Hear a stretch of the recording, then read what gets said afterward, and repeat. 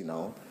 Aqui do nosso sítio onde estamos a produzir o nosso live, temos 3 linhas, precisamente para garantir a transmissão deste nosso live. Preparamos-nos, efetivamente, mas como era previsível que fosse acontecer, suspeitávamos, em face do promocional que nós pusemos no ar, aconteceu aquilo que nós estávamos a prever. As 3 linhas foram abaixo e durante algum tempo ficámos sem o sinal para que pudéssemos falar, contactar, enfim, interagir com o nosso convidado com um tema central que nós preparamos, a independência de Angola, e com a questão provocatória. Foi mesmo independência ou corrupção? Este era o tema que estava no ar. O nosso convidado é o engenheiro Adalberto Costa Júnior, presidente da UNITA. Senhor engenheiro, uma vez mais, bem-vindo. Muito obrigado, muito boa tarde. Os nossos convidados é a Esmeralda Chiaca Direito, e teríamos, bem-vinda ao nosso programa. Muito obrigada. Contávamos também com convidados no exterior, em Portugal, nomeadamente o mais velho Bonga, o ícone da cultura angolana. Contávamos também com a intervenção do jornalista do Diário O Público, António Rodrigues. Todos eles esperamos ainda a tempo que estejam disponíveis para que possam fazer a intervenção e certamente participar deste live que nós preparamos num país onde, enfim, o presidente da oposição, o presidente do maior partido na oposição, completa 1 ano desde que foi eleito sem nunca ter sido entrevistado por um órgão de comunicação social financiado com fundos públicos. Estão apresentados os nossos convidados, está apresentado a nossa figura principal. Para nós é uma honra estar aqui em conversa com o presidente Adalberto Costa Júnior, e passo novamente a palavra a Esmeralda Chiaca para que efetivamente possa, enfim, direcionar a primeira pergunta. Esmeralda, a palavra é consigo. Muito obrigada, Alexandre. Agradecer também pelo convite que me foi endereçado, cumprimentar aos internautas que nos acompanham. Talvez uma pergunta que se faça necessária para início da conversa, Sr. Presidente da UNITA, seria o diagnóstico que faz atualmente do país. Que país é que temos? Ora bem, antes de mais, cumprimentar os digníssimos jornalistas que aqui se encontram, também os jornalistas que estão fora deste estúdio, o mais velho Bonga, e todos e cada um dos angolanos que nos acompanham em todo o território nacional, que nos acompanham a partir de países africanos, que nos acompanham a partir do mundo, porque de facto hoje a comunidade angolana está bastante dispersa, mas não são só angolanos que nos acompanham. Há também uma série de outras personalidades e individualidades que, atentas à questão de Angola, hoje temos o prazer de estar connosco. Portanto, a todos uma boa tarde de domingo e espero que estes momentos partilhados sejam muito úteis para melhorar o conhecimento do nosso desafio. Que desafio essencial, que Angola é que temos? Eu há pouco, antes da queda do sinal, tive a oportunidade de estender bastante nesta matéria, mas eu diria que, acima de tudo, nós temos que saber bem que diagnóstico temos do país real. Eu falava das questões da importância da estatística e citava inclusive a recente demissão do diretor do Instituto Nacional de Estatística em Angola, ao que tudo indica, porque pressionado a apresentar números de conveniência, ao que tudo indica não aceitou e foi demitido. Não é possível fazer uma governação com rigor e com transparência sem ter dados objetivos. E a estatística aqui apresenta aqui um papel central, estratégico. E é nesta medida em que eu penso que, acima de tudo, nós temos que ter um diagnóstico bastante rigoroso do país que temos. Que Angola nós temos hoje. E, em função deste diagnóstico, procurar um amplo consenso nacional para sabermos para onde caminhamos. Procurar, através do diálogo, termos um rumo partilhado. Um rumo partilhado para que não tenhamos uns a andar para a direita, outros a andar para a esquerda, outros a puxar para trás e efetivamente, esta partilha não existe. Este debate comum não existe. Nós, UNITA, algumas vezes quisemos levar à Assembleia Nacional o debate global de que Angola temos, para onde caminhamos. Por exemplo, fala-se muitas vezes do passado. Quando os debates são mais quentes, há uma parte de uma bancada na Assembleia que vai sempre buscar a guerra como defesa última. E nós um dia dissemos, vamos debater as razões da guerra, as responsabilidades da guerra. Também não aceitaram. Porque se tivéssemos feito este debate, iríamos também ajudar todos a entender que, de algum modo, culpados são todos, responsáveis somos todos, e a partilha de responsabilidades éramos capazes de pôr-nos num caminho único. Portanto, volto, os diagnósticos são extremamente importantes, a busca de consensos são muito sérios, e um debate estratégico com todas as forças vivas para definir devidamente o rumo é incontornável, que é algo que nós também não temos. Sr. Presidente, tem agora a minha vez de perguntar. 45 anos passados, e a questão central que nós colocamos foram 45 anos de independência ou de assalto, estou a parafrasear, não ipsi verbis, ou de assalto aos cofres do Estado. Quando olha para a nossa situação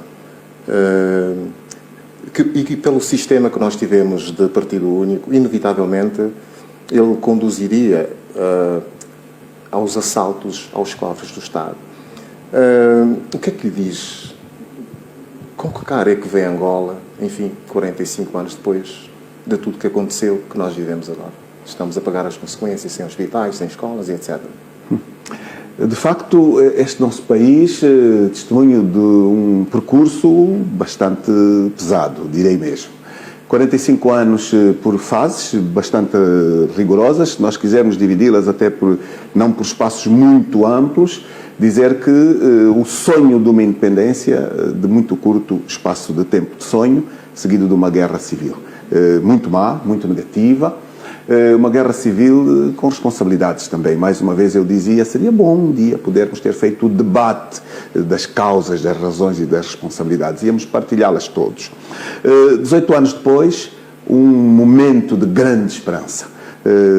Os acordos de Bicesse trouxeram de facto o novo sonho de uma Angola plural, uma Angola democrática, o fim de um período também de partido único, um período de liberdades, mas de pouca duração, infelizmente, seguido de uma nova guerra longa. Então, nós temos aqui um período de guerra e hoje já, felizmente, um período longo de paz.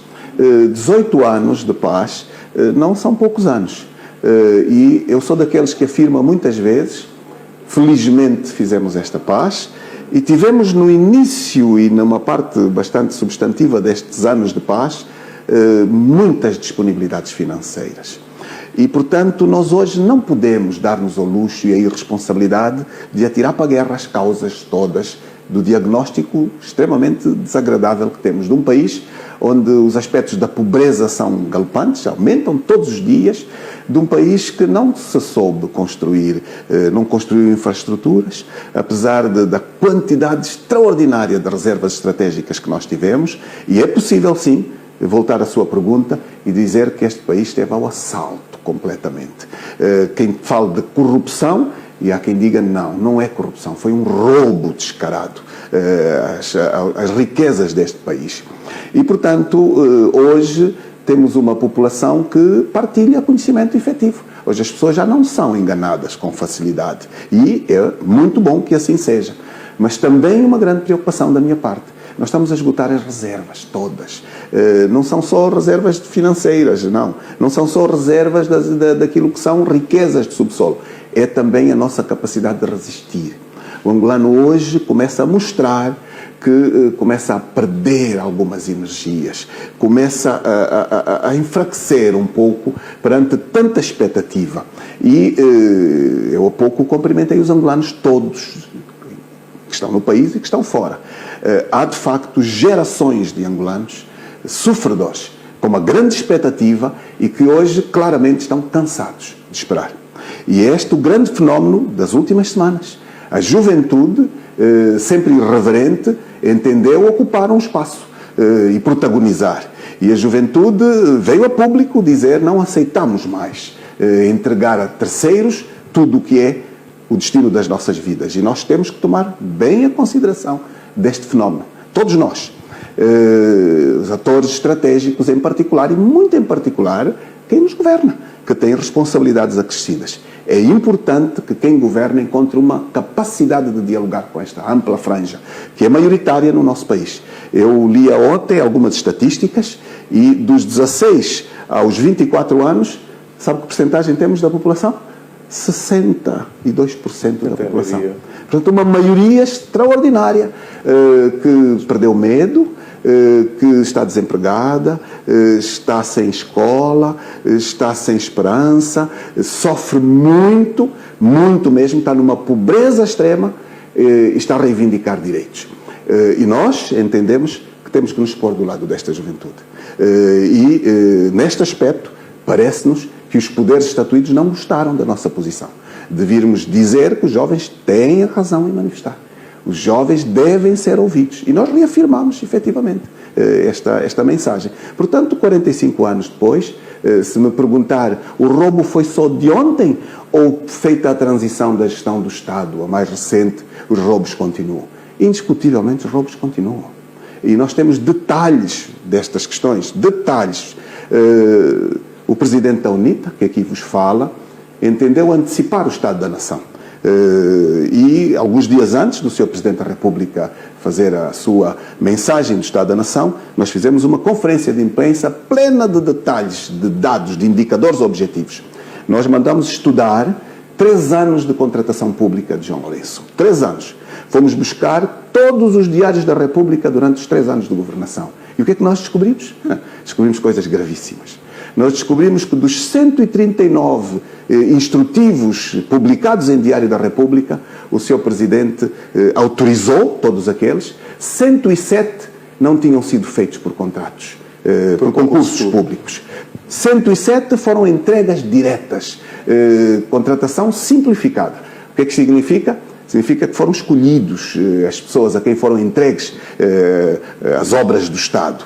E para quem sabe, para quem estuda os fenómenos da corrupção mundialmente, nós sabemos que o fenómeno da corrupção é fundamentalmente grande na contratação pública.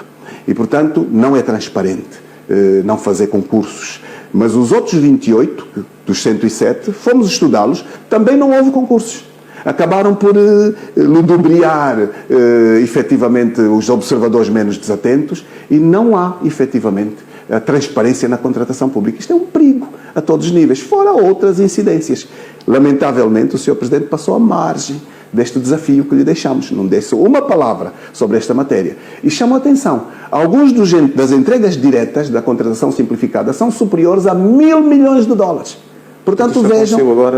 Agora. Portanto, nestes 3 anos, nos diários da República. Uma chamada de atenção a quem investiga, aos seus jornalistas, à sociedade em geral. Isto é um alerta extraordinário de que os roubos não pararam. Portanto, a corrupção continua legal a ser publicada no Diário da República. Sem dúvida, lamentavelmente.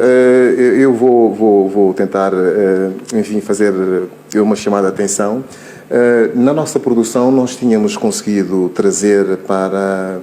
Tínhamos preparado algum material de testemunhos, porque esta conversa é também extensiva. Queríamos trazer um pouco o lado, enfim, do cidadão Adalberto Costa Júnior, as vivências que teve no Quingenja, e fomos convidar, enfim, convidámos, aliás, pessoas, colegas, antigos colegas de escola, alguns posso citá-los de memória, falo nomeadamente o Anselmo Benchimol. Eu acredito que a esta hora, se estiver a acompanhar-nos, muito boa tarde. Ele foi muito prestimoso na produção enfim, dos vídeos que nós recebemos. Também marcou-me muito o Francisco Baiano. Enfim, todos eles contando histórias inéditas. Se possível, vamos, portanto, trazer, independentemente das condições técnicas. É verdade que o nosso guião sofreu algumas alterações. O Emanuel Lopes, que nos está a ouvir a esta hora, pedimos compreensão, ele é muito rigoroso, e então teremos aqui algumas adaptações. Mas, se possível, na medida do possível também, contamos, efetivamente, a introduzir esses testemunhos que vão dar a ver ao mundo o lado cidadão de Adalberto Costa Júnior. Chiaca? Pois, eu gostaria de me apegar à deixa do Sr. Presidente da UNITA quando fazia digamos, este breve diagnóstico do país que temos. Falou da questão das manifestações motivadas pelo desemprego, falou da pobreza, enfim. Mas, apesar de haver todos esses indicadores, e inclusive o Sr. Presidente, parafraseando, dizia que a corrupção continua atual e legalizada. A semana passada, o índice britânico de credibilidade internacional deu nota positiva a Angola. A Angola subiu 37 lugares. O que é que lhe parece? Eu trago outro indicador internacional. Eu acompanhei há muito poucos dias, a Transparência Internacional estava a pôr Angola mais em baixo. Então agora é preciso verificar se não se tratam aqui também de alguns lobbyings, porque infelizmente corre muito dinheiro e compra-se muita opinião também. Agora, de forma muito objetiva, nós vivemos no país real. E o país que nós vivemos, eu acabei por citar há pouco um elemento mais objetivo do que o Diário da República do meu país publicado, não é possível fazer qualquer contestação. Portanto, não é verdade que nós estejamos hoje com circunstâncias, alguma coisa melhorou no marketing. Seguramente, a transição para esta nova presidência deu-nos clara percepção de que se investiu muito no marketing político. Investiu-se muito na imagem e nós também quisemos acreditar naquilo que era, diria, o paradigma daquela altura, o combate à corrupção. Já não acredita o Sr. Presidente? Eu penso que os angolanos em geral não acreditam, porque eu, independentemente hoje de ser Presidente da UNITA, ontem de estar vinculado a um partido político, eu sou angolano. E a minha condição de angolano sobrepõe-se à minha condição de membro da UNITA. Eu aspiro ver um país estável, um país desenvolvido, um país onde a pobreza diminua, onde as crianças tenham acesso à escolaridade, onde efetivamente as infraestruturas existam, com rigor, e portanto sabemos o quanto a corrupção impede estes serviços, este desenvolvimento. E a grande verdade é que nós tivemos aqui vários momentos desde que esta transição de poder se deu. 2017 com uma grande esperança de mudança, uma grande esperança de abertura, inclusive a pluralidade na comunicação social. Vejam o que é que está a acontecer. O Presidente da UNITA, estas últimas semanas, foi alvo de um assassinato de personalidade. Telejornais inteiros a falar da pessoa do Presidente da UNITA sem o convidarem, sem convidarem representantes da UNITA. Convidavam, sim, terceiras pessoas que falavam mal. E, portanto, esta é a expressão pragmática de que nós estamos a regredir nos direitos constitucionais, nos pressupostos de uma democracia que efetivamente funcione. O Estado democrático e de direito não pode ser avaliado por pressupostos desconhecidos. Há princípios mínimos, exigências mínimas que determinam o direito à informação, o direito à reunião, o direito à manifestação. Quer dizer, são direitos, o direito à oposição estão constitucionalmente protegidos e nestes aspectos nós estamos a regredir extraordinariamente. E, portanto, o combate à corrupção, deram 35 pontos, vejam o que se passou com alguém que é membro do próprio gabinete do Presidente da República, que está hoje com um debate público acentuado, e quando os jornalistas querem debater este assunto, vem a censura sobre os órgãos públicos, impedem estes debates e, pelos vistos, o Sr. Presidente da República teima em proteger este tipo de realidades. Portanto, é incompatível dizer que se combate a corrupção e depois não se faz concursos e se faz contratação direta, como é incompatível dizer que se combate a corrupção e escolhe-se os alvos, aqueles que vão à PGR e aqueles que ficam protegidos pelo poder estatuído. E, portanto, nesta matéria, todos hoje, não há ninguém mais que desconheça a nossa realidade. Sr. Presidente, eu retive aqui duas palavras: assassinato de personalidade. Parecem muito fortes, todavia é o que parece que temos vindo a assistir. O senhor, enfim, dirige a UNITA há um ano, sensivelmente, e, entretanto, cedo começou a sentir a pressão desta ação psicológica. Como é que reage, sabendo todos que, quando estamos sob pressão, perdemos serenidade e a tendência é enervar-nos? Como é que consegue lidar com esta serenidade para manter as coisas fluídas, funcionais, sem exteriorizar este nervosismo?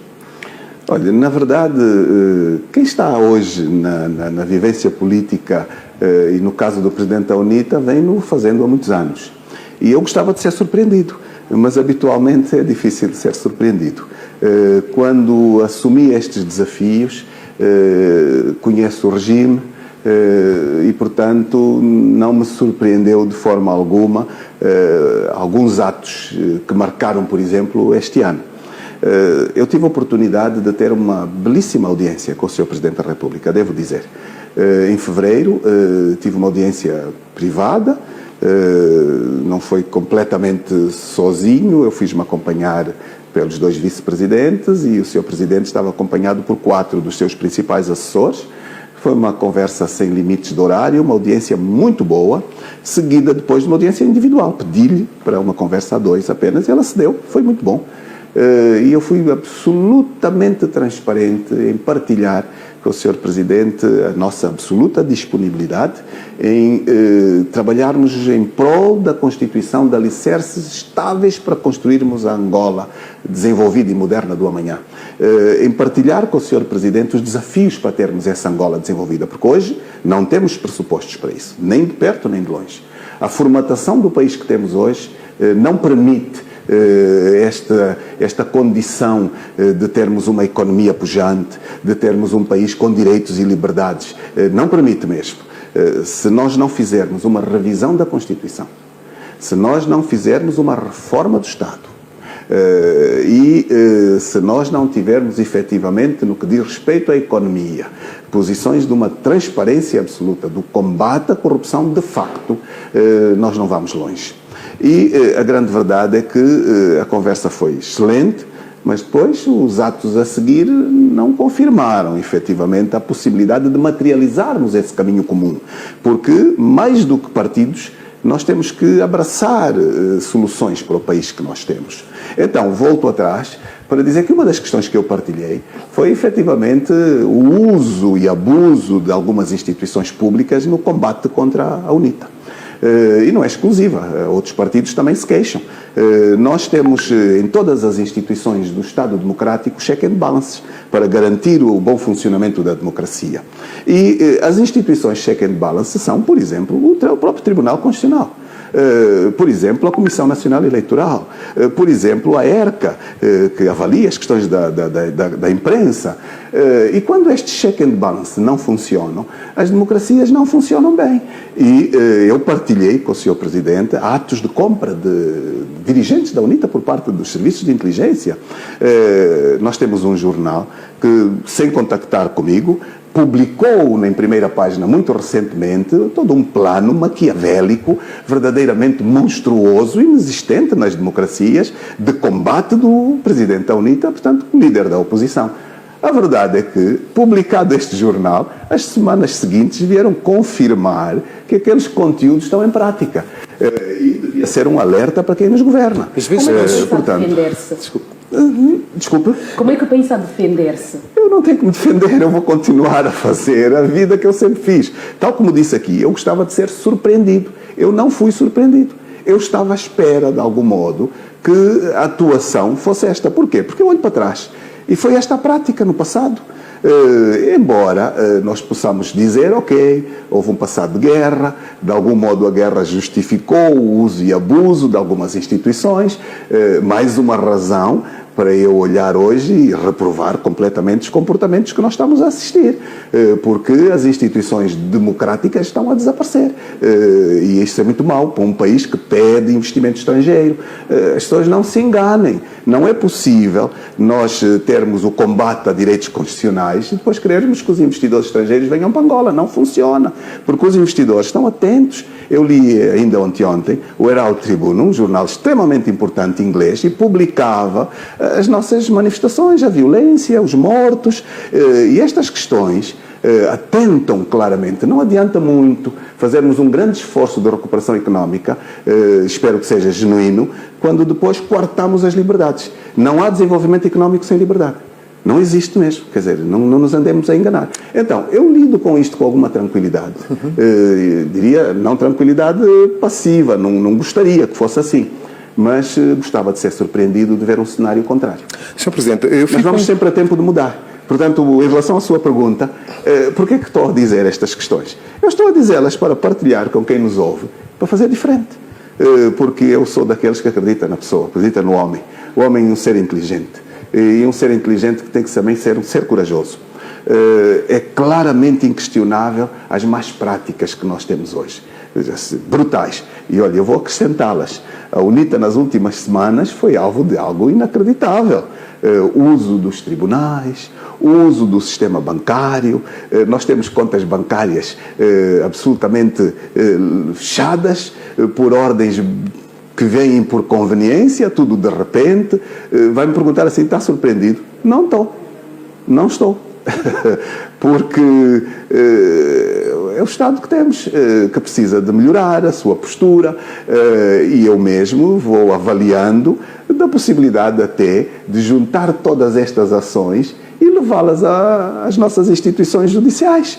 Testar as nossas instituições judiciais e ver até que ponto temos ou não instituições judiciais independentes, porque hoje temos tanta prova da violação daquilo que é Estado de Direito, que, francamente, acho que devemos, efetivamente, agarrar nisto e levar a quem de direito para termos um melhor Estado, que sirva ao cidadão, que represente todos e que, portanto, nos proporcione a Angola que nós todos sonhamos. Há uma pergunta que vem agora a propósito do que disse.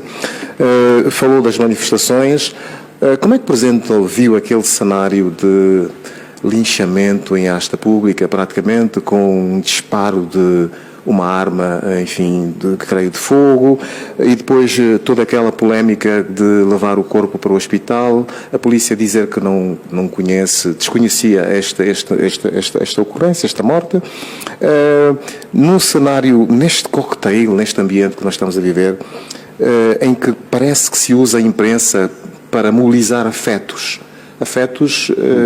para próximas cabidelas, porque as cabidelas parecem um ritual do regime no poder. Estou a falar de cabidelas, derramamento de sangue, coisas muito sérias. Estou a falar de 27 de maio. Qual é a sua opinião? Como é que olha para isso tudo, Sr. Presidente? Olha, olho para isto tudo com acentuada preocupação, como é normal. Nós todos somos testemunhos da nossa história e nós todos sabemos o quanto, um pouco o que chama de afetos e desafetos, em determinados momentos marcaram práticas dramáticas e que são partes muito negativas que devem ser estudadas, olhadas, recordadas. O seu nome é permanentemente atirado para a promoção destes eventos. Eu penso que fica ali vincado, não é? Eu penso que esta precipitação já tem resposta. Quem o fez hoje provavelmente está arrependido. A manifestação do dia 24 foi toda ela transferida à responsabilidade da UNITA, em particular do seu presidente. Por isso é que, dizia eu, assistimos àquela, diria assim, aquele assassinato de personalidade que eu creio que não funcionou grandemente. Para dizer o quê? Nós temos dirigentes que entenderam, enquanto cidadãos, participar na manifestação. É um direito que lhes assiste. É verdade que daquela para a atual, nós também não queremos facilitar quem intoxica a opinião pública e nós pedimos, inclusive, a estes dirigentes que se distanciassem completamente. E a verdade é que isto não alterou nada, o ciclo do comportamento, da violência, das mortes, do assassinato de jovens, enfim, e portanto hoje toda a gente percebeu que este é um movimento genuíno, é o povo que se está a manifestar, são os jovens que se estão a manifestar e portanto ficou desmontada essa intoxicação que alguma imprensa pública se predispôs de facto a fazer e mal. Mas eu vou recuar um pouco no tempo e vou trazer aqui o caso, por exemplo, do Dr. Dalla. O Dr. Dalla, que morreu numas circunstâncias que nós todos continuamos à espera do resultado do inquérito. Eu devo dizer que eu recebi a indicação a um nível mais alto das nossas magistraturas de que se tinha aberto um inquérito para apurar as responsabilidades da causa da morte deste médico. Alguém ouviu falar do resultado desse inquérito? Pois ninguém fala. Porquê? Porque neste nosso país a responsabilidade morre sempre solteira, nunca aparece ninguém a assumir as consequências dos seus atos. E tivemos a manifestação do dia 24 com 2 mortos, que também as instituições não assumiram. Como sabem, tanto as afirmações da senhora governadora, comandos da polícia e não só, até hoje recusam que tenha havido mortos, mas as pessoas foram aos funerais das vítimas desta manifestação. E desta vez repetiu-se a mesma questão. recusaram que existisse e acabamos por ver um médico assumir que de facto tinha havido uma vítima mortal e também prisões e também violência desnecessária. Eu estou um bocadinho preocupado com esta carga excessiva sobre um direito constitucional. Enquanto presidente do partido, eu pedi, inclusive, se o objetivo é limitarmos os direitos constitucionais, então quem de direito leve à Assembleia a proposta da adoção de um quadro legislativo diferente do anterior. Porque o atual quadro legislativo não permite efetivamente restringir os direitos de manifestação. E eu tenho a certeza que se a nossa polícia tivesse tido uma postura de proximidade, uma postura menos violenta, aquela juventude toda tinha chegado ao destino da manifestação sem nenhum problema. Aliás, isto ficou visível, eles não se faziam transportar de armas, de objetos metálicos, de outras questões. E é exatamente este apelo que eu faço. Autorize-se, ou melhor, não é necessário, não se limite os direitos constitucionais. Vimos províncias do país onde não se restringiu nada e não houve problemas. E, portanto, eu penso que o próprio governo devia tirar desta realidade toda também uma experiência positiva de futuramente instruir as instituições a cooperar com o cidadão, instruir as instituições a não limitar direitos e a aplicar, diria assim, a abordagem da força adequada ao fator risco. Quando o risco não é tão grande, não há necessidade de se disparar armas de fogo contra jovens, não faz sentido nenhum. Aliás, as convenções internacionais proíbem completamente. E eu espero que os balanços negativos a todos nós nos obriguem a uma nova reflexão. A todos nós nos obriguem a criar pontes para não mais se repetir estes cenários. Vivemos em paz, não há necessidade de se perder vidas de jovens em tempo de paz. Portanto, fundamentalmente estas questões. O senhor presidente da UNITA falava em instantes, num aspecto muito interessante, dizia que as instituições democráticas no país estavam a desaparecer, com essas últimas atitudes a que todos nós assistimos.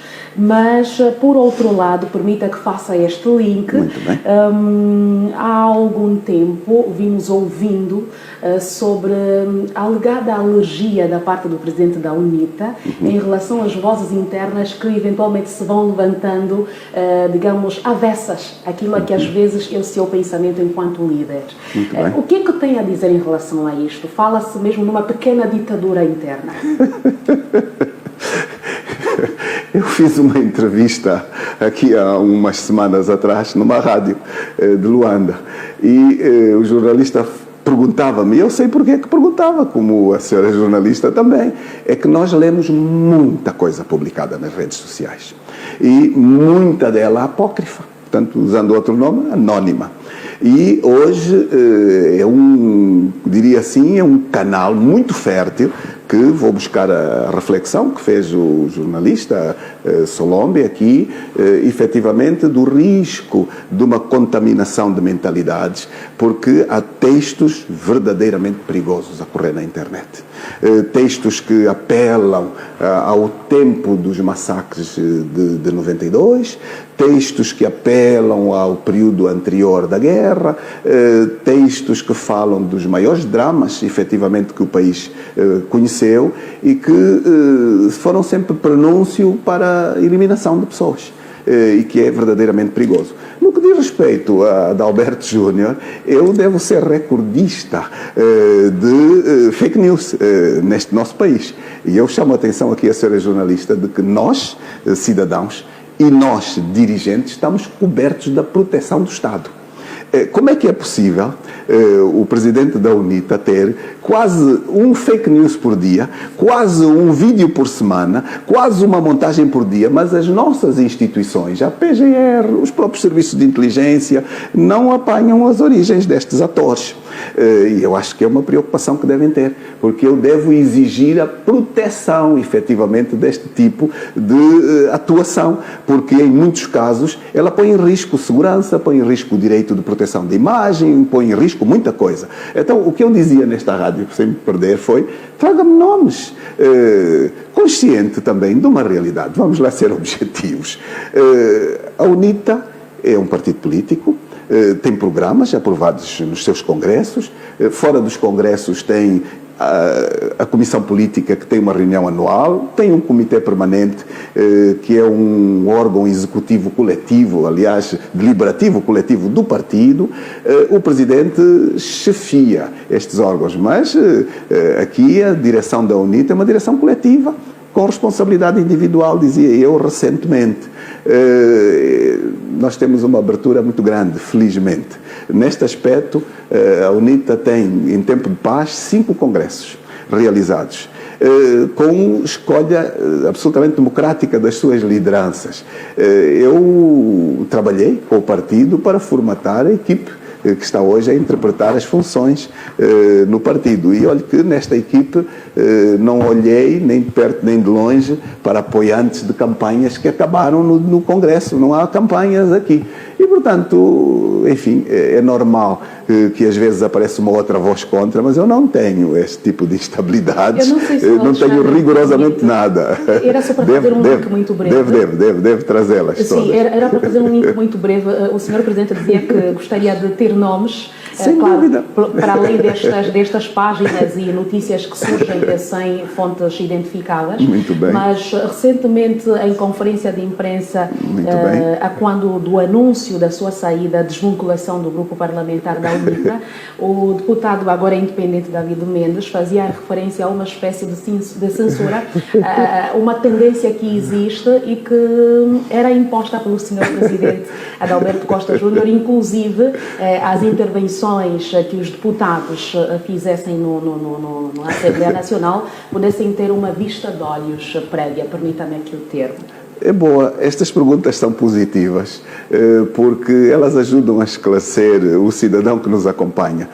Dizer, em primeiro lugar, que o Grupo Parlamentar da UNITA tornou público um comunicado em que desmentiu completamente esta impossibilidade total. O Presidente da UNITA, antes de ser Presidente da UNITA, foi Presidente do Grupo Parlamentar há muitos anos. Não acha estranho que foi de repente esta personagem passou a este tipo de posicionamentos? Por isso queremos que nos esclareça o Sr. Presidente. Não faz sentido absolutamente nenhum. Felizmente eu assisti, para além do grupo parlamentar, deputados individualmente terem imediatamente vindo a público e desmentirem de toda a linha esta questão. Não faz nenhum sentido, absolutamente nenhum. Eu devo dizer que, aliás, lia também que quem fez estas declarações, por hábito até fala de improviso, muitas vezes. Então, os improvisos também são controlados, quer dizer, não faz nenhum sentido.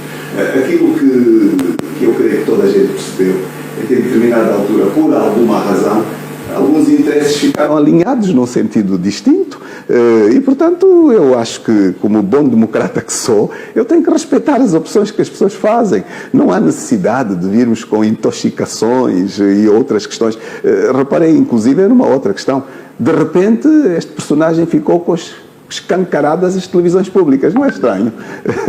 Bastou fazer as críticas ao Presidente, tinha telejornais ao seu dispor, onde nunca se convidou, por contraditório, ninguém da UNITA, onde nunca se chamou o Presidente para dar a sua voz sobre a matéria, mas devo dizer que nós, dentro do respeito rigoroso e estrito da liberdade de opção, e é preciso dizer também que se trata de um deputado independente, nós achamos que tinha toda a liberdade de poder fazer as suas opções de se desvincular. Portanto, a esse nível, nada contra.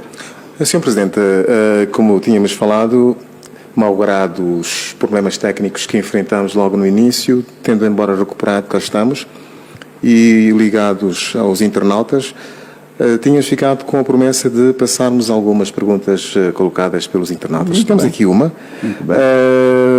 A senhora Emiliana Maria, e faz a seguinte pergunta. Para o Sr. Presidente, como classifica a situação do nepotismo em Angola? Em seu lugar, pergunta ela, a senhora Emiliana Maria, o que faria para evitar que este fenómeno continuasse no mesmo nível em que se encontra atualmente? Pois claro, o nepotismo é de facto um dos problemas grandes que nós temos, os abusos grandes, incentivo às liberdades, acima de tudo.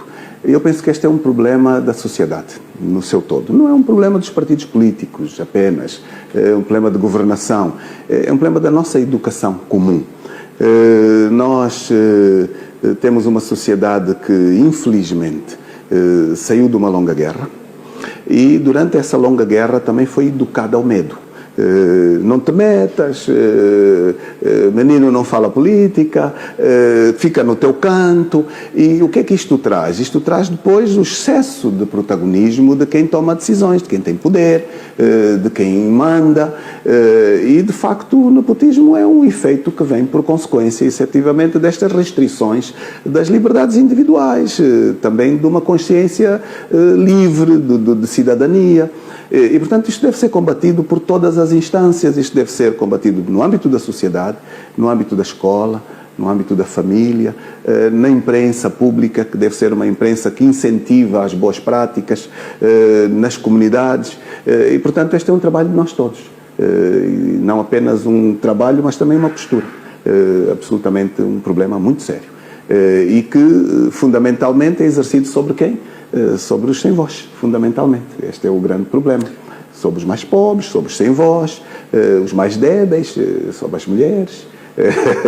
Enfim, é a grande realidade da sociedade que nós temos e que é preciso, de facto, combater. Pois, eu tenho uma outra questão a colocar, mas gostaria de fazer aqui mais uma vez um link, apegando-me à questão que o Alexandre colocava há instantes sobre a questão do nepotismo. A nível dos partidos políticos, esta durante muito tempo foi uma das bandeiras contra a qual a UNITA vinha falando, lutou a par do combate à corrupção, mas há vozes também que se levantam e depois rebatem e dizem que na UNITA também há casos de nepotismo. O Sr. Presidente quer explicar-se um bocadinho em relação a isto? É possível que aqui ou ali possa haver qualquer pessoa que vai para além dos seus limites, mas é bom que nos tragam efetivamente ao conhecimento deles, porque se não os trouxermos, nós, aquilo que é a nossa vivência, não os conheço com rigor. Mas é preciso dizer que nós temos instituições que garantem que estas questões não ocorram. Olha, eu vou-lhe citar, nós temos, para além de termos um Conselho Nacional de Jurisdição, que pode receber queixas dos membros, no sentido de violação de regras internas e externas, porque o Conselho Nacional de Jurisdição não avalia apenas o cumprimento estatutário, avalia também o cumprimento daquilo que são leis do próprio país trazidos para dentro do partido. Nós temos um Conselho de Ética que funcionou no passado por etapas dos congressos, mas que agora se tornou num órgão permanente do próprio partido. E eu posso lhe dizer que, independentemente anterior a termos formalizado o Conselho de Ética, que foi formalizado agora na Comissão Política como um conselho definitivo, eu dei posse a alguns grupos de mais velhos, de maturidade plena, para poderem ir de encontro às necessidades de ouvir, de poder dar respostas com sapiência a eventuais conflitos que eles existem sempre. Portanto, há uma grande abertura a este nível. Mas fala-se bastante, porque eu penso que é mesmo normal que se fale bastante quando nós temos uma sociedade com filtros, muitos filtros. Eu, por exemplo, queixei-me muito na altura em que fiz campanha. Fui aquele que fui atacado pelos órgãos públicos e pergunto porquê. Porquê que os órgãos públicos atacaram um candidato na UNITA? Porquê? Parece-me que a este nível também fizeram algumas intervenções para além daquilo que são os seus próprios limites, e a verdade é que, feita a eleição, não fui chamado àquilo que é um direito absoluto.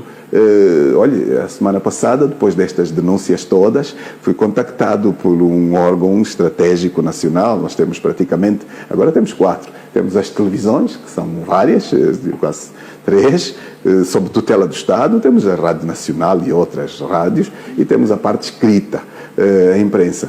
Eu espero que nos estejam a acompanhar e que corrijam efetivamente estas questões. Porquê?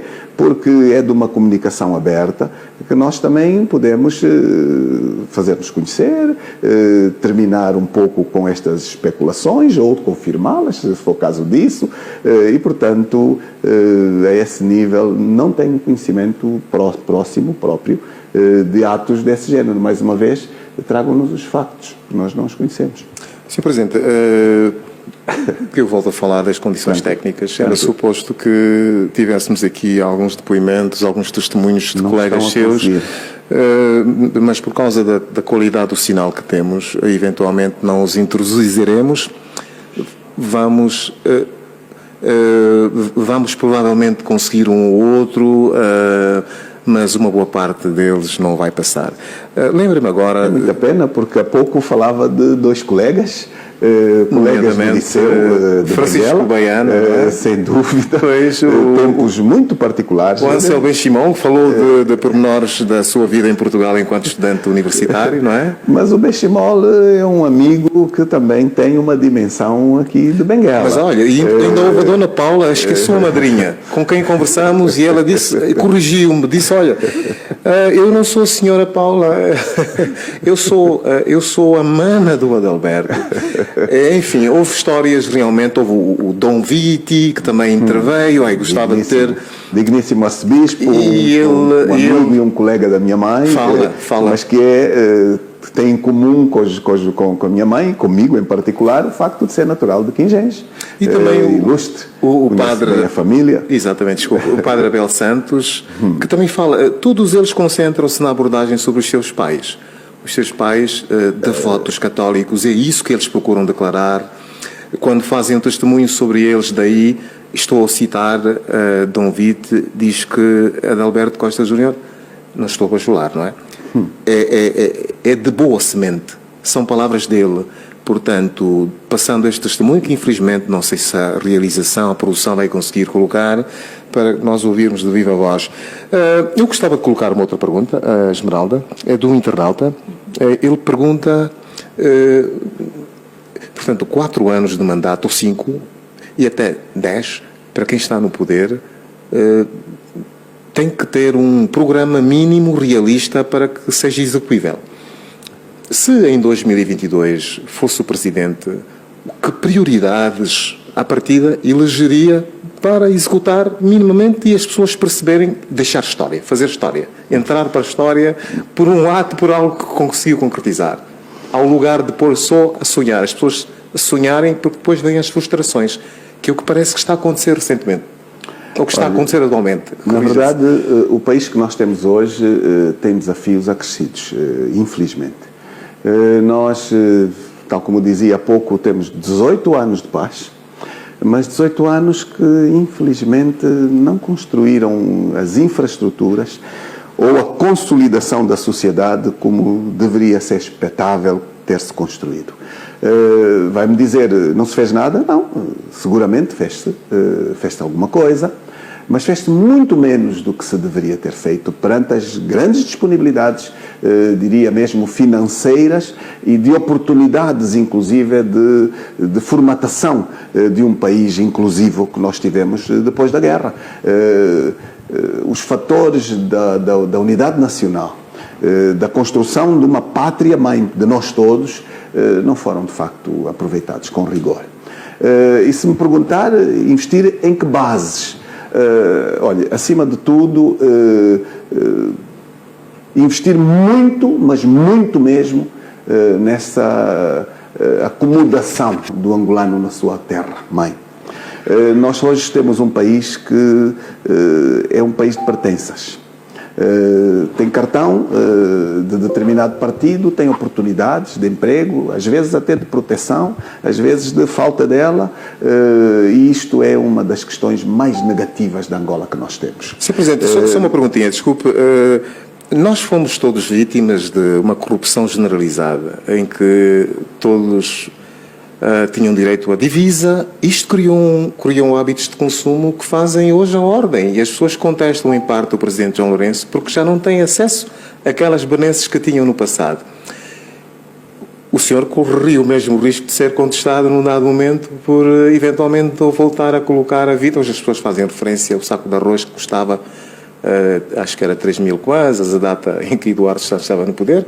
Apesar de que o arroz não fazia parte antigamente do hábito alimentar principal dos angolanos, não corre este risco, porque as pessoas enfim, se calhar não perceberam, mas estavam a ser alvo, quase todas elas, generalizadamente, estavam a ser vítimas de uma corrupção generalizada, não é?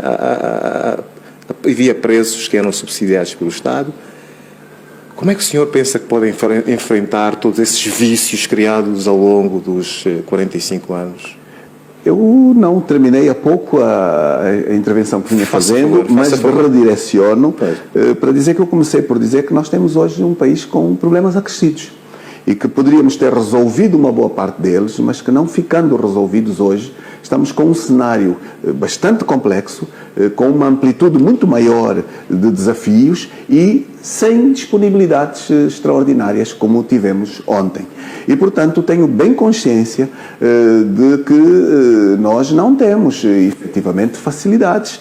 E pode perguntar, ainda assim, concorrem com uma oferta de uma proposta para uma alternância amanhã em eleições. Temos um bom programa e temos convicções particulares, muito próprias. Olha, eu sou daqueles que, de facto, não tinha muitas dúvidas de onde começar a trabalhar. Eu comecei por falar da inclusão. Os muros em Angola estão muito altos, construídos nos interesses individuais. Estão muito altos, construídos nos interesses partidários. A agenda que o país hoje tem não é uma agenda nacional, é uma agenda do interesse do partido que governa. Isto é gravíssimo. Alguém poderá estar a ouvir-me e dizer que está a exagerar. Não, não estou a exagerar. Vejam como se deitou por terra o desafio das eleições autárquicas. E deitou-se por terra consciente de que esta é a vontade da maioria dos cidadãos angolanos. Podendo acontecer em 2022 também. Nós estamos a fazer uma pressão para que elas ocorram em 2021. Okay. Porque quando se fala numa intervenção em outubro, que já não é possível fazer as eleições em 2020, é óbvio que naquela altura já não era possível, mas é preciso dizer que não foi possível, porque quem estava a fazer aquele discurso não quis que fosse possível. E, portanto, hoje temos tempo.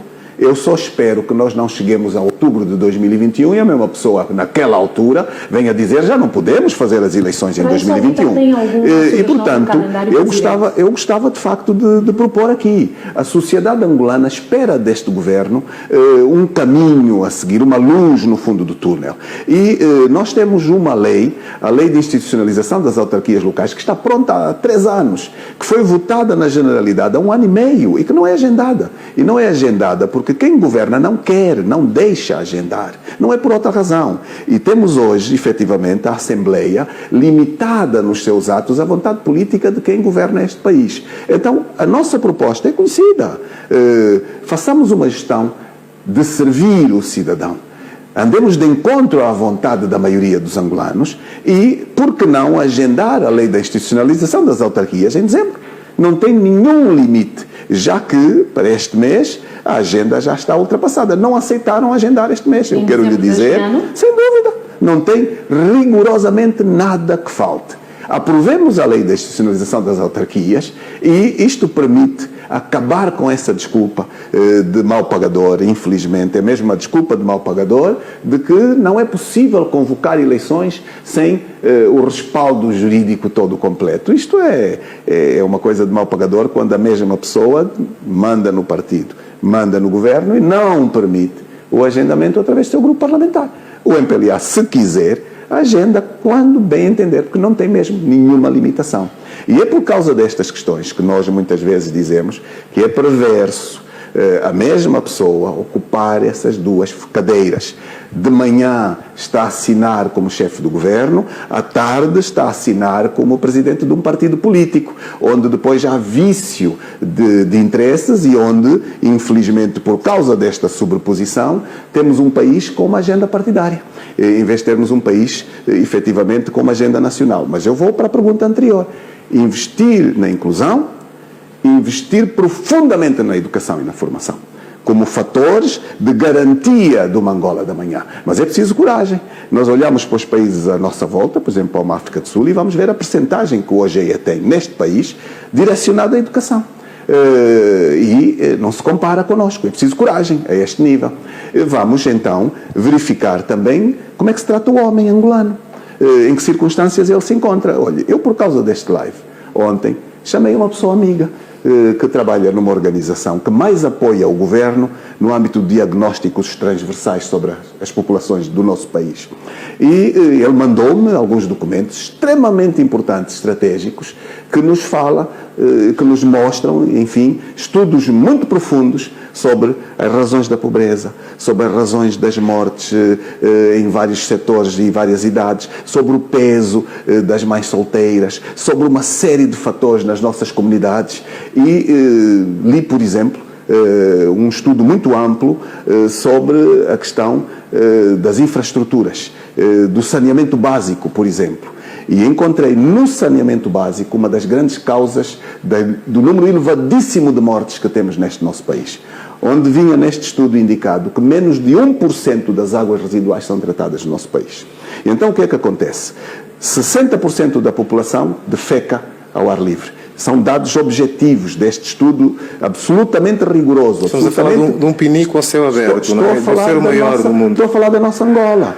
60% do cidadão, nas cidades a percentagem é um bocadinho menor, não é muito menor, o que preocupa imenso, defeca ao ar livre. Então o que é que acontece? Vêm as chuvas e enfim, aquilo é arrastado e o que é que acontece? Cai nas cacimbas. Fundamentalmente porque não se tem água canalizada em geral. E o que é que acontece? Vamos consumir, efetivamente, estas águas contaminadas, diarreias, problemas dramáticos, infecções de vários tipos, muitos problemas. E o estudo diz que por cada dólar que se invista, efetivamente, no saneamento, são 9 dólares que se poupam em tratamentos de saúde. Isto sem falar nas vidas que se poupam. E o estudo diz que em Angola não há nenhuma instituição central a defender o saneamento. Não existe. Isto é muito grave. Este estudo determina, por exemplo, que para se ter água para todos, Angola tem um déficit de cerca de 40 mil especialistas a nível nacional para poder levar água às comunidades. São questões que parecem pequenas? Não são. E que aspectos internacionais, organizações internacionais investiram para a formação destes especialistas. E o governo angolano não pôs um pequenino valor para completar este espaço de escolas de formação acelerada, inclusive, de respostas para este tipo de realidades. É um estudo muito rico. Eu podia ficar aqui muito tempo a falar destas matérias, mas para dizer que o foco não é efetivamente os hotéis modernos, enfim, o foco talvez não seja como escândalo vermos os ministros até com uma certa juventude, e a juventude não é desprimor de competência, não é por aí, mas quando eu vejo um jovem ministro a ir lançar uma pedra da construção de um edifício e vir a público dizer que daqui a 18 meses este é o edifício que vai acompanhar a realização das autarquias, isto é criminoso para o país. Isto é inaceitável para um país como o nosso, porque isto é uma falta de respeito total pelo cidadão. É uma falta de respeito total pela expectativa das nossas comunidades. Estão-nos a dizer que aquela pedra e aquele discurso estão-nos a querer retardar a expectativa da realização do país, estão a aumentar a pobreza, estão a contrariar a vontade do cidadão por este tempo, para satisfazer quem? A agenda partidária? A acomodação daquelas pessoas? Os jovens devem ser progressistas. Não podemos ver jovens hoje abraçados a vícios dos mais velhos na governação. E é uma frustração muito grande ouvir este tipo de posicionamentos, que nós refutamos completamente. E dizemos-lo aqui como partilha, para não se repetir este tipo de questões. Angola, para fazer autarquias, não precisa daquele edifício para nada. Só falta vontade política. Há administrações em todos os municípios do país. Não trabalham os administradores embaixo das árvores. Trabalham em edifícios, têm acomodação, têm condições e, portanto, é só vontade política, não é mais do que isso. Já que falamos ainda em eleições, e é um tema incontornável, talvez coloque duas questões muito breves. Uma delas ainda no âmbito da questão da realização das eleições autárquicas. O Sr. Presidente da República falava justamente neste adiamento, porque eles que nunca tinham sido convocadas e que a conjuntura da Covid-19 terá contribuído para que elas continuassem em banho-maria. Permitam-me aqui o termo. A UNITA teria, se tivéssemos que, digamos, olhar de forma prática para essa questão, algum calendário a sugerir para que as eleições autárquicas aconteçam, e já que também a UNITA fala recorrentemente na questão que tem a ver com a fraude eleitoral, já que caminhamos também para a realização das eleições não queremos falar nisso, gerais. por isso é que antecipamos os desafios. Sim. Não então, queremos falar na fraude. Queríamos dar a saber o Sr. Presidente, e eu li há algum tempo uma entrevista que o Sr. Presidente se deu a um outro órgão, que não acreditava muito na probabilidade de ser fácil a alternância política no país. Já que não se quer olhar para as consequências, mas a prevenir esta questão, um projeto claro, medidas claras traçadas da parte da UNITA para se prevenir eventual fraude eleitoral? Desculpa ter colocado duas questões. Não, são questões extremamente importantes. Dizer que nós nunca deixamos o espaço vazio. O Presidente da UNITA abriu o ano político de 2020 com uma intervenção, dia 11 de janeiro. Uma intervenção pública que depois foi acompanhada por propostas formais dirigidas às instituições. E, portanto, nós naquela altura, em janeiro de 2020, nós dizíamos às instituições, nomeadamente ao partido que governa, temos um ano pela frente. Falta o agendamento da lei da institucionalização das autarquias. Veja, em janeiro faltava a mesma lei que falta em novembro. Portanto, isto é só mais uma vez de que a prova de que não há vontade política aqui. Nós propunhamos aprovar esta lei até março. E dizíamos nós, é fundamental fazer um novo registro eleitoral. E por que é fundamental? Porque a base dos cidadãos maiores tinha sido alvo de um trabalho, de uma peritagem, de uma auditoria, e a auditoria tinha determinado muitos problemas. E eu trago para aqui uma questão que é pública. Das eleições de 2017 para as de 2012, desapareceram dos ficheiros cerca de 3 milhões de cidadãos. E desapareceram para uma base menor. Nós sabemos que temos um país com crescimento contínuo da população. Não há uma diminuição dos números, há um aumento substantivo dos números. Como é que em 2012 nós tínhamos 9 milhões de cidadãos maiores na base de dados e em 2017 só tínhamos 6 milhões? Portanto, veja o escândalo deste tipo de procedimentos. Não há transparência. E é por causa disso. Nós não queremos falar de fraude na altura das eleições. O Presidente da UNITA preferiu antecipar os desafios. Falar com transparência e com verdade para o cidadão. E nós temos hoje um problema extraordinário. Nós temos uma CNE, toda ela formatada em bases partidárias. Nós temos hoje uma espécie dos comitês de especialidade do MPLA a mandar na Comissão Nacional Eleitoral, na sua administração eleitoral. E eu prefiro pôr este elemento a debate. Porquê? Porque nós estamos há muito a dizer que Angola precisa de fazer a reforma do Estado. Nós não podemos continuar a ter leis aprovadas para servir um partido, para ir de encontro às vontades do partido que governa há muitos anos, que, adquiridas as maiorias, aprova leis de sua conveniência. E, portanto, é por causa disso que assumo riscos e que venho com debates, com propostas muito transparentes. Abracemos aquilo que a comunidade da África Austral assumiu, a SADC, de que quem vos fala é deputado do Fórum Parlamentar da SADC. Eu explico. Nós, para além dos parlamentos nacionais, só temos em África uma região que ainda não tem parlamento regional. É exatamente a nossa. Todas as outras regiões do continente têm parlamentos a funcionar. A nossa tem um fórum parlamentar, porque o parlamento, que esperamos que se materialize daqui a pouco tempo, tem sido retardado. Eu sou vice-presidente do Fórum Parlamentar da SADC, dos deputados angolanos. E o Fórum Parlamentar da SADC aprovou a Lei Modelo Eleitoral para os países membros. E os deputados angolanos votaram favoravelmente a esta lei. Esta é uma lei completamente democrática, mas o Parlamento angolano não abraçou os aspectos democráticos desta lei. Portanto, vejam estes pormenores. Nós só estamos a pedir, leve-se ao Parlamento angolano a lei modelo da SADC, que nos vai resolver os problemas democráticos que a nossa lei não contém.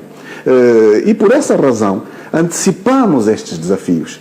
Comissão Nacional Eleitoral, que na Constituição diz independente, mas que depois a maioria do MPLA tira-lhe o independente e que acaba por ter maiorias absolutas a decidir em interesse partidário, nunca vão formatar eleições livres e justas. Por isso, mobilizemos cidadania, pressionemos as instituições, a abertura à democracia, porque eu disse aqui um pouco na conversa há pouco com os dignos jornalistas, desenvolvimento económico sem profunda democracia, sem liberdades, não existe.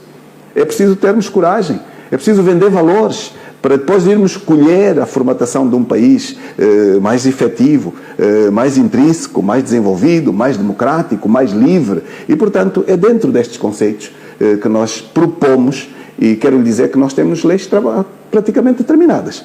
A UNITA tem uma comissão de trabalho para a reforma do Estado e para a revisão da Constituição. Nós propusemos estas duas realidades ao Sr. Presidente da República. Porquê? Porque, infelizmente, as maiorias que o MPLA tem no Parlamento impedem que qualquer outro partido possa tomar iniciativas de revisão da Constituição. É por causa disso que nós trazemos estes elementos ao debate. O angolano tem que saber que essas maiorias hoje estão a jogar contra o seu interesse. É preciso ter 1/3 dos deputados para pedir uma revisão da Constituição. E se for somar, todos os partidos da oposição não têm 1/3 dos deputados. E, portanto, são estes números que, com exceção de 92, o Parlamento teve um pouco superior a esta realidade no conjunto da oposição. Nunca mais aconteceu. Todas as eleições a seguir, o conjunto total da oposição tem menos de 1/3. Parece um pouco estranho, de facto, estas questões. Então, são alertas que nós lançamos aqui. É incontornável fazermos a Angola moderna sem uma revisão, sem uma diminuição dos poderes do Presidente da República, sem a eleição direta do Presidente da República. Reparem que a Constituição de 2010, que foi aprovada em 2010, acabou com a votação direta do seu Presidente. Isto tem consequências no funcionamento das instituições. 2 consequências. A primeira, o acórdão do Tribunal Constitucional. Hoje, o Tribunal Constitucional, a pedido do MPLA, foram 20 deputados do MPLA que escreveram ao Tribunal Constitucional. Tribunal Constitucional, o Parlamento pode fiscalizar o Governo, o Parlamento pode fazer auditorias aos ministros. Reparem, deputados a pedir a diminuição dos poderes parlamentares. Isto é um crime. O que é que o Tribunal respondeu? Não podem. E nós temos, desde 2013, limitações à fiscalização do Governo. Meus caros concidadãos, amigos, onde não há fiscalização não há eficácia governativa. Não é possível. Onde as empresas não têm auditorias sobre os seus atos, não há boa gestão, não têm bons resultados. E, portanto, é consequência da Constituição que nós temos. A limitação dos poderes de fiscalização da Assembleia. Isto é qualquer coisa de absurdo.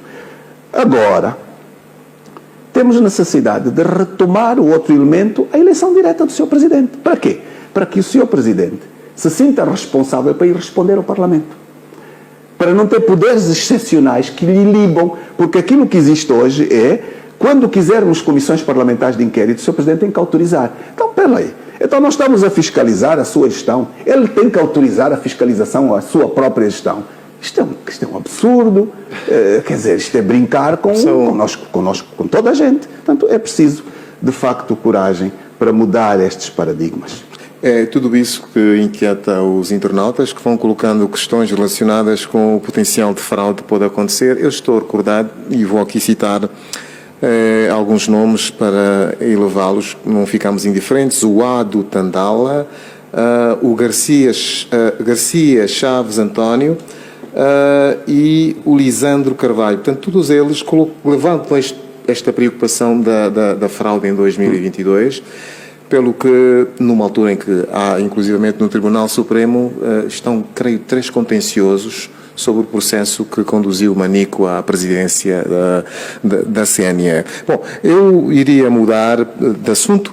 Um dos contenciosos foi de iniciativa da UNITA. Exatamente. Nós também interpusemos um recurso, um ato no sentido de limitar a posse, e mesmo depois da posse estamos a ver se conseguimos que o Tribunal Supremo nos possa dar razão no sentido de não termos na CNE uma personagem que não respeitou efetivamente aos termos do concurso, uma personalidade contestada pela sociedade no geral e que vai ser, reparem, uma personalidade destas que vai fazer a gestão, dirimir os atos de uma Comissão Nacional Eleitoral, sem confiança dos partidos, sem confiança da sociedade. É bom que, de facto, se evite esta questão. E, particularmente, que ainda haja angolanos que possam perder a vida porque aderiram ao partido A ou ao partido B. Há áreas mais acentuadas do que outras no nosso país. Olha, recentemente a última com muitos casos é o Cubango, mas províncias como Benguela, por exemplo, têm sempre muitos incidentes a este nível, mas também em Luanda eles ocorrem. Portanto, o processo de reconciliação nacional obriga que os atores principais sejam os principais exemplos do quadro de reconciliação. E aqui o quadro de reconciliação, nós não devemos poupar-nos nos esforços. É algo muito sério, muito importante, porque, de facto, ainda temos um país que é penalizado. Repare que a questão da integração dos ex-militares, a questão do reconhecimento das pensões aos ex-militares é um outro drama que este país tem. Nós temos quem nos proporcionou esta paz, que deu as suas vidas e que hoje não é parte integrada da sociedade. Temos gente que espera 2, 3, 10, 15 anos por uma dignidade de uma pensão e morre sem a receber. Portanto, são aspectos ainda pendentes do processo de reconciliação e que são da responsabilidade exclusiva do governo angolano e que sirvam desta intervenção para apelar, efetivamente, para uma maior agilidade destes pendentes e para um maior esforço comum, efetivamente. Olha, eu dou-lhe aqui um pequeno exemplo, não é por nada, é uma revisita que não tenho a intenção de fazer mal, mas repare, quem vos fala aqui hoje na qualidade de presidente, ontem na qualidade de presidente do grupo parlamentar, foi alvo de uma ação violenta no Cubal, onde morreu muita gente. As pessoas publicamente ouviram falar de 2, 3 mortos. Não houve 2, 3 mortos, houve 16 mortos. Numa visita parlamentar em Capupa. É inaceitável este tipo de incidentes. Agora a minha pergunta é, e a responsabilização? Existiu responsabilização? Foi arquivado o processo? Eu esperei ansiosamente que fôssemos todos a tribunal, no sentido de poder aclarar responsabilidades deste tipo de atos, e o processo foi arquivado. E lamento, porque quando se tem a impunidade, tem-se o incentivo da violência. Sr. Presidente? E este é, de facto, um elemento que nós gostávamos de ver alterado. Mais inclusão, acelerar os pendentes de paz. A inclusão não é só uma palavra vã, a inclusão deve ser também administrativa, a inclusão deve ser oportunidades de participar, a inclusão não deve ter uma sociedade em que o empresário faz parte exclusivamente de um partido, porque os outros não encontram incentivos na banca. Enfim, é preciso fazer mais. Eu penso que, de facto, é preciso fazer muito mais. Eu gostaria de fazer um link muito breve com a situação que noticiamos há dias relativa ao que se vive na Rádio Despertar. Um grupo de jornalistas veio a terreiro e fez uma série de denúncias sobre injustiça, porque não recebem salários e, por outro lado, também falam mesmo em descaminhos de fundos por parte da gestão da rádio. Uma vez que o Sr. Presidente é Presidente da UNITA e é descrito tal como acabamos de ouvir, que comentário é que faz sobre estas denúncias e por que é que se deixou chegar a esta situação da Rádio Despertar ao ponto em que chegamos? Ora bem,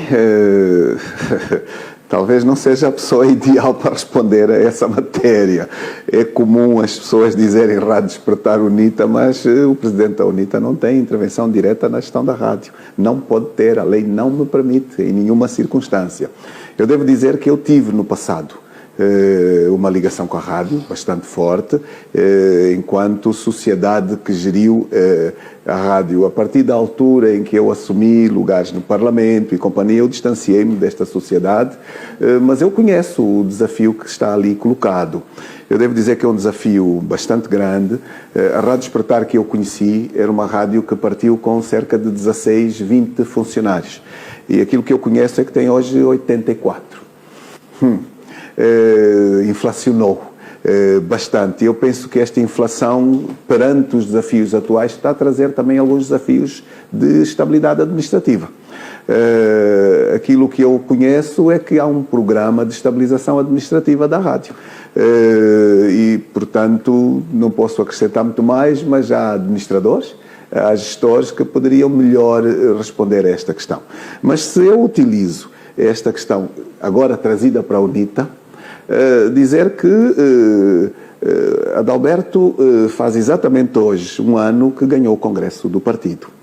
E tivemos 4 meses sem Covid, em que andei pelo país, tive a oportunidade de, naqueles 4 meses, visitar 9 províncias, mas também foram os 4 meses de um trabalho interno, mas também com alguma atividade internacional. Demos posse aos órgãos todos que o partido tinha necessidade para trabalhar, todos eles, e cumprimos escrupulosamente aquilo que são os documentos reitores, as obrigações, as reuniões regulares dos órgãos que têm prazos fixos. Eu cumpri rigorosamente, fiz mais do dobro das reuniões a que estava obrigado, ausculto regularmente o partido e, portanto, 4 meses sem Covid, 8 meses com Covid. E, portanto, este é um drama a todos os níveis. No aspecto dos desafios estratégicos da UNITA, eu devo dizer que até estou relativamente satisfeito, porque estou a sair de 2 reuniões, falta a fase norte da Comissão Política. O Covid é um problema sério, não falamos do Covid, é oportunidade também para dizer aos cidadãos que nos acompanham, em particular os angolanos, o Covid é um problema muito sério. E o Covid obriga-nos ao respeito escrupuloso das normas sanitárias e, portanto, dizer também que tivemos que nos adaptar no funcionamento àquilo que as normas nos deixam de espaço para podermos trabalhar. E dentro desse espaço foi possível, eu consegui, a nossa direção, conseguimos aprovar programas que respondem aos grandes desafios de estabilização político-administrativa. A UNITA viu crescer substancialmente os seus membros, devo mesmo dizer, e estamos nestes últimos mês e meio, 2, a confrontar-nos com aquilo que eu já citei aqui no princípio, algumas ações muito evidentes de interferência dos órgãos públicos na competição político-partidária. Eu espero que os próximos meses nos tragam o desaparecimento desta realidade, que desapareça mesmo, porque a nossa Constituição responde e afirma Estado democrático e de direito. E um Estado democrático e de direito não pode permitir que os órgãos públicos intervenham na vida política dos partidos. E a este nível há que retomar o diálogo institucional na sua plenitude. Tenho a certeza que o cidadão angolano, todo ele, espera que o diálogo permanente traga respostas à concertação social que carecemos enquanto país. E, portanto, nesta matéria, dizer que não estamos mal e que, portanto, temos a sensibilidade, mantemo-la no seu todo e não lhe posso ir para além desta questão. A UNITA esteve na votação da lei penal, que de certo modo agora está a encontrar um certo nível de rejeição entre os cidadãos, particularmente o artigo 333. Eu gostaria de ter o comentário do Sr. Presidente e saber se, enquanto Presidente, vai continuar a ocupar o seu lugar no Parlamento, na Assembleia, ou pretende, a curto prazo ou a longo prazo, cedê-lo a um outro membro, até porque já se diz por aí que a sua presença no Parlamento acaba, de certo modo, por ofuscar aquele que é o desempenho,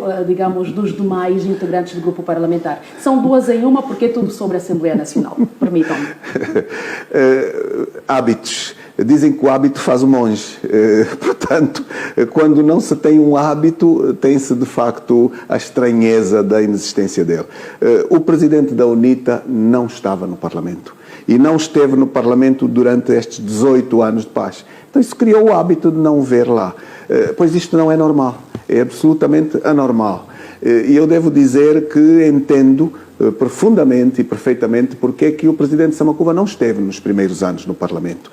Houve uma transição da guerra para a paz, houve que cuidar de muita questão interna, de muito problema social, de muito problema político, de muita intervenção para liderar, ou melhor, mediar conflitos, resolvê-los, mas, pessoalmente, sou alguém que, desde o último congresso, eu já defendia que o Presidente devia estar no Parlamento. Eu fiz esta intervenção mesmo junto do mais velho Samacuva. Eu achava que a partir dos últimos 4, 5 anos ele já deveria ter ido para o Parlamento. Não foi, eu respeito, mas estamos na África Austral. Não há nenhum país da nossa África Austral, ou do continente, ou do mundo, onde as lideranças da oposição não estão no Parlamento. Não existe. Portanto, nós é que estávamos numa circunstância de alguma anormalidade. E eu quis acabar com isso. Fiz o debate interno, no sentido de que o líder da oposição deve ter uma participação nas instituições positiva, da busca também das soluções dos desafios extraordinários a vários níveis. E, portanto, o Parlamento deve ser prestigiado com intervenção do mais alto nível. Posso dizer mais. Eu disse, na intervenção que fiz, a última de declaração política, que aquela minha posição servisse, por exemplo, de incentivo ao Sr. Presidente da República passar a ir ao Parlamento e responder à apresentação dos Orçamentos Gerais do Estado. Ir ao Parlamento e poder responder às interpelações, porque, de facto, o Sr. Presidente, todas as respeitabilidades lhe são direcionadas e nós temos respeito, mas ele não é um Deus, é uma personagem com responsabilidades próprias e a nossa Constituição diz que ele é o titular único do Poder Executivo, que os seus ministros são meros auxiliares. Então o Sr. Presidente da República deve efetivamente elevar o nível do nosso debate e passar a ir à Assembleia Nacional. Tenho a certeza que no dia em que começar a fazer isso, aumenta o nível de sensibilidade da governação. E, portanto, o meu grande propósito ao ter mantido ali o lugar. Quanto ao resto, não penso. O Presidente do Grupo Parlamentar é um personagem muito competente, muito capaz e, portanto, ele mesmo, certamente um dia poderão questionar, é um defensor da presença do Presidente do Partido na Assembleia Nacional. Posso mesmo expor aqui esta realidade, porque acha que as experiências que fez, o que viu nos outros países, obriga-nos efetivamente a encontrar a normalização do funcionamento também a este nível. Portanto, o artigo 333. O artigo 333 do Código Penal. De facto, nós temos em todos diria assim, os códigos penais dos outros países, a defesa dos símbolos nacionais. E a defesa, diria, dos seus intérpretes institucionais. Variam as penas, variam efetivamente, pontualmente, enfim, para a direita ou para a esquerda, estas penas. O que é que temos de profundo de diferença no nosso código, infelizmente? É que personalizou-se a questão do Presidente da República. Por exemplo, nós fazemos muitas vezes copy-paste da legislação portuguesa. E a legislação portuguesa protege seguramente o Presidente da República, protege o Presidente da Assembleia, protege outros atores institucionais, mas colocou-os todos no mesmo artigo sem apelar às suas funções específicas. Aqui foi puxado as funções específicas. Qual é o risco? O risco é que isto pode, às vezes, em determinadas circunstâncias, poder limitar os direitos e, particularmente, aumentar o risco sobre quem atua no plano público. Olha, por exemplo, jornalistas. Um artigo que possa ser interpretado menos bem, se vai para um espaço de julgamento onde a pessoa não soube demarcar efetivamente os limites, aumenta os riscos de diminuição dos direitos de intervenção. E, portanto, aqui é o grande elemento. Os deputados, às vezes, não veem tudo também. É preciso assumir esta própria realidade. E eu devo dizer que este código foi muito debatido. Mas nem tudo se conseguiu impor para vir de acordo com a nossa própria leitura. E não passou tudo o que gostaríamos, mas no essencial, efetivamente, o código melhorou. Nós tínhamos um código de 1880, portanto, veja, de 2 séculos atrás. O MPLR tem uma maioria, conseguimos alguns ganhos, não digo de certeza que conseguimos o ganho de 100%. Mas foi um ganho maioritário. O desafio está aí eventualmente para uma nova intervenção. E nós não temos limitação de poder puxar, se efetivamente na aplicação, no processo do Código Penal, começarmos a ver efetivamente que estes artigos começam a ser desviados daquele âmbito em que ali se encontram, pois chamamos efetivamente a uma atenção especial sobre esta matéria. Sr. Presidente, muito obrigado pela sua disponibilidade. Não sei se tem alguma mensagem para passar. Eu devo Palavras dizer finais. que eu devo deixar efetivamente uma mensagem ao cidadão em geral, ao angolano em geral. Nós não temos vivido tempos fáceis. E a crise económica acentuada todos os dias, hoje é evidente, traz uma crise política. Até diria, de certo modo, uma crise institucional. Quando nós adiamos desafios institucionais como o que está a ocorrer, isto não é um elemento positivo. Mas, de algum modo, os últimos tempos deixam-nos de forma muito clara um aviso a todos nós, a toda a navegação, de que o cidadão ganhou consciência. Não quer abdicar dos seus direitos, está a pressionar as instituições a uma definição clara de um posicionamento de serviço ao cidadão, de governo para o cidadão e de transparência. A UNITA, necessariamente, tem compromisso para com o povo angolano. E a UNITA não vai, efetivamente, deixar mal a expectativa que o povo angolano em geral, nos direcionará. E, de certeza absoluta, nós não queremos fazer os caminhos de repetição de algumas dúvidas de ontem. Tal como aqui deixei, uma boa parte de quando participo em debates me é dirigida mesmo a pergunta: o que fará para contornar a fraude? Nós antecipamos os debates. Nós queremos, efetivamente, resolver o problema antes dele acontecer. E não vamos abrir mão destes direitos. Aconteceu na defesa do direito à manifestação, viemos a público, assumimos com coragem aquilo que nós defendemos e temos que também cultivar o respeito à diferença. Quando alguém tem uma opinião diferente da sua, não é necessariamente seu inimigo. E nós temos uma sociedade plural. Quem governa tem que começar a olhar para esta opção da pluralidade diferente da conflitualidade do inimigo. E eu penso que todos os dias podemos ganhar muito mais se começarmos a respeitar efetivamente o direito à diferença. É este direito à diferença que nos enriquece e que nos poderá enriquecer no percurso de fazermos uma Angola melhor. Muito obrigado.